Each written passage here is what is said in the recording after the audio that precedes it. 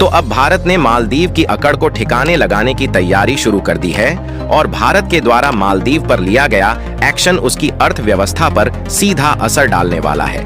मालदीव के राष्ट्रपति ने जब से भारतीय सैनिक को निकालने की बात कही है, तब से भारत ने मालदीव के ऊपर कड़ा से कड़ा एक्शन लेना शुरू कर दिया है। हालांकि देखा जाए तो मालदीव की अर्थव्यवस्था पूरी तरह से भारत पर डिपेंड है, लेकिन इसके बावजूद भी मालदीव अपनी अकड़ से बाज नहीं आ रहा है और उसकी यह अकड़ मालदीव पर ही भारी पड़ रही है।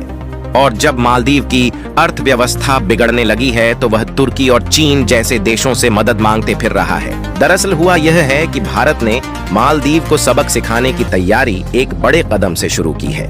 जैसे कि आपको मालूम होगा कि हाल ही में कुछ दिनों पहले भारत के प्रधानमंत्री नरेंद्र मोदी लक्षद्वीप के दौरे पर गए हुए थे।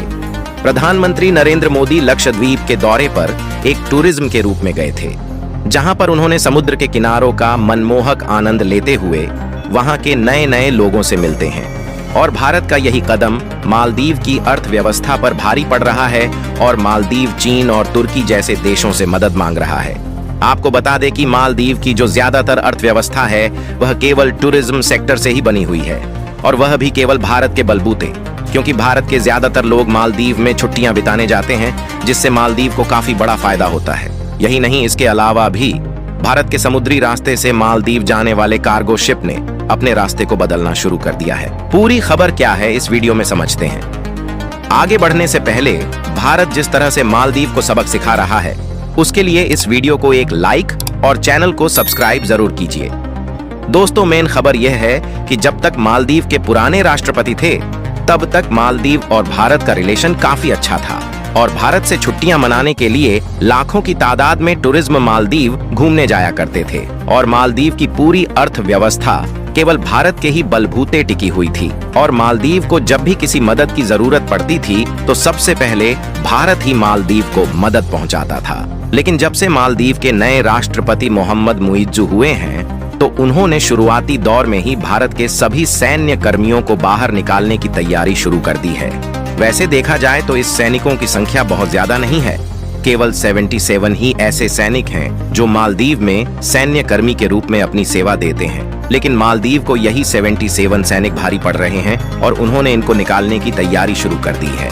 फिर भी मालदीव का यही कदम उस पर कितना भारी पड़ सकता है, मालदीव को इसका तनिक भी अंदाजा नहीं था।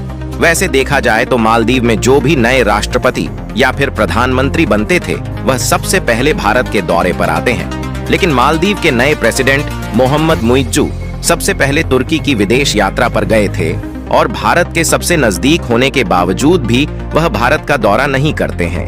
और तुर्की के बाद मालदीव के राष्ट्रपति ने चीन से मिलने का अपना विचार बनाया है और भारत मालदीव की इन्हीं हरकतों से काफी ज्यादा नाराज है।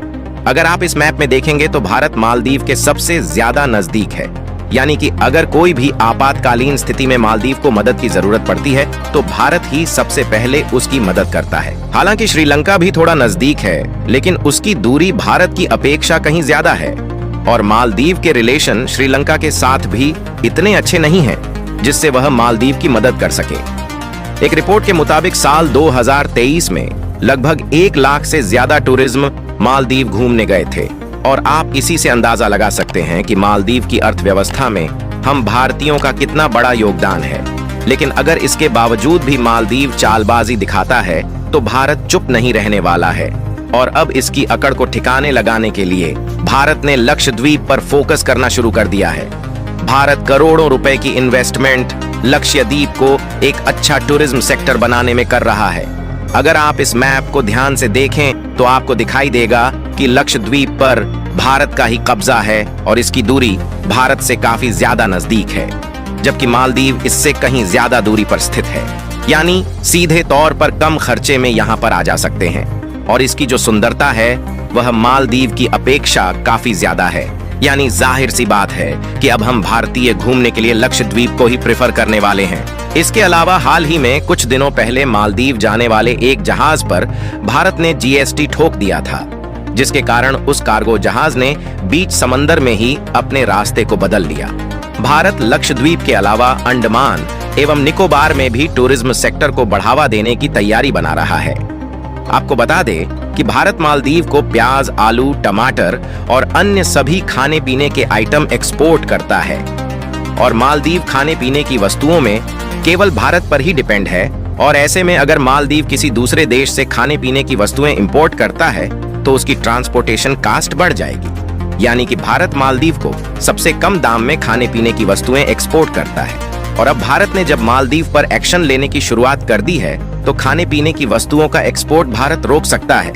अगर मालदीव तुर्की से भी खाने पीने की वस्तु इंपोर्ट करने के बारे में सोचता है तो सबसे पहले नुकसान यह है कि ट्रांसपोर्टेशन कॉस्ट बढ़ जाएगी। यहाँ तक कि भारत तुर्की को भी खाने पीने की वस्तुएं समेत ऑटोमोबाइल कंपोनेंट एक्सपोर्ट करता है और ऐसी स्थिति में भारत यह एक्सपोर्ट रोक भी सकता है, क्योंकि भारत को मिडिल ईस्ट समेत लगभग सभी अरब देशों का फ्री मार्केट एक्सेस मिला हुआ है, जहां पर भारत अपने प्रोडक्ट को ड्यूटी फ्री इंपोर्ट और एक्सपोर्ट कर सकता है।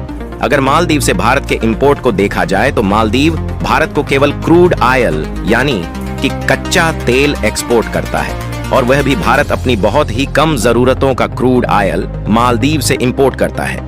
और ऐसा इसलिए क्योंकि भारत को रसिया समेत कई सारे अरब देश ऑलरेडी सस्ते दामों में क्रूड ऑयल बेच रहे हैं और वैसे भी अब क्रूड ऑयल की जरूरत धीरे धीरे खत्म होती चली जा रही है और इसकी जरूरत केवल इंडस्ट्री और फैक्ट्रीज में ही रह जाने वाली, क्योंकि भारत समेत सभी देश रिन्यूएबल एनर्जी पर काम करना शुरू कर चुके हैं और इसमें भारत की रिलायंस, अदानी ग्रुप और JSW जैसी बड़ी बड़ी कंपनियां ऑलरेडी पार्टिसिपेट कर चुकी हैं। और हाल ही में भारत ने UAE यानी कि संयुक्त अरब अमीरात से सीधे रुपए में कच्चे तेल को खरीदने की डील फाइनलाइज की है, जिसमें आगे चलकर भारत सस्ते दामों में एक बड़ी मात्रा में क्रूड ऑयल खरीदने वाला है।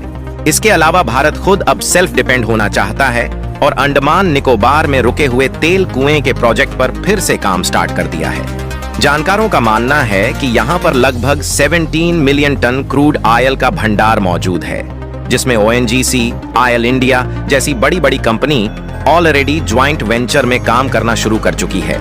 एक तो पहले से ही मालदीव की अर्थव्यवस्था ठीक नहीं थी और इन्हीं सबके कारण और ज्यादा उसकी अर्थव्यवस्था बिगड़ने वाली है। यानी कि 2024 के शुरुआती दौर में ही मालदीव चीन और तुर्की जैसे देशों से भीख मांगता दिखेगा। और सबसे बड़ी बात यह है कि जब से भारत के प्रधानमंत्री ने लक्षद्वीप का दौरा किया है तब से भारत के अलावा भी कई देशों में इसकी चर्चाएं चल रही हैं। बाकी आपको क्या लगता है, भारत यह कदम उठाकर सही कर रहा है या नहीं? अपनी राय कमेंट में जरूर बताएं और भारत की इस शानदार कदम के लिए वीडियो को एक लाइक जरूर करें और इस वीडियो को अपने मित्रों तक शेयर करें ताकि उन्हें भी जानकारी मिल सके और चैनल को सब्सक्राइब करके बेल नोटिफिकेशन को ऑल पर जरूर रखें। वीडियो को अंत तक देखने के लिए धन्यवाद।